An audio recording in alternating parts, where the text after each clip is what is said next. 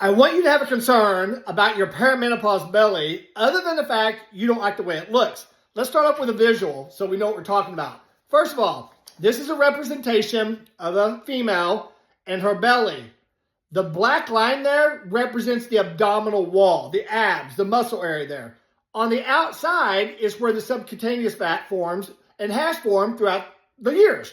It's also the easiest one to reduce because pretty much any kind of diet or exercise reduces that. Enter into perimenopause, where the hormones are out of balance and estrogen starts to decline, we start to see the increase in the visceral fat. That's behind the abdominal wall. So imagine your abdominal wall on the front is your subcutaneous fat. Behind the wall, around the organs, is where the visceral fat starts to form and starts causing health problems, okay? Also, visceral fat will form back here near the spinal column, a lot of times causing back pain that a lot of my clients say they never knew they had. It's not the back pain that actually is coming about. It's the visceral fat building up near the spinal column back here, pushing in on it. Visceral fat starts to form around the organs, okay? It actually starts to squeeze it. That's where you get restricted blood flow. You start getting a possibility of stroke, heart attack, type 2 diabetes. All things start happening because this fat starts to form around the organs. Also, they're now showing many cancers are coming from visceral fat.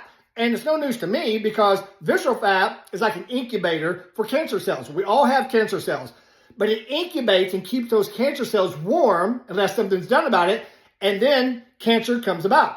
Here's a quick list of a lot of things that visceral fat can cause if left unattended. Number one, heart disease. Visceral fat releases inflammatory substances to contribute to the development where plaque actually builds up on the arteries, increasing the risk of heart attack and stroke. High blood pressure is probably one of the number one things I see in women who are in perimenopause and are not taking any kind of action about the visceral fat behind the abdominal cavity.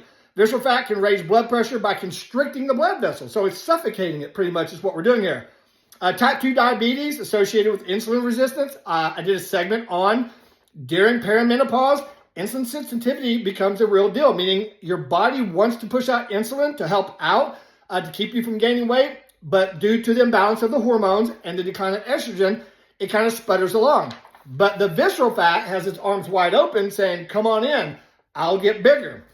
Number two, or number three, and number four, metabolic syndrome is a big one. The cluster of conditions, including high blood pressure, high blood sugar, and unhealthy cholesterol levels is strongly linked to excessive visceral fat.